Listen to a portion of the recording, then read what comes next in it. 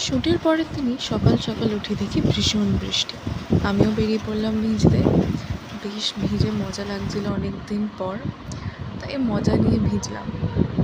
ভিজে নিজে তারপরে গেলাম আমি আমার কাজ সারতে। শুরু করলাম একটা ড্রয়িং, যেটা আমার কাজ ছিল। হাই গাইস, তো আমি যেটা করছিলাম আঁকাটা সেটা এখনও চলছে। Still it's work in progress. See how pathetic it looks. Though I'm gonna finish it and show you guys. এই কাজগুলো করতে আমার বেশ মজা লাগে।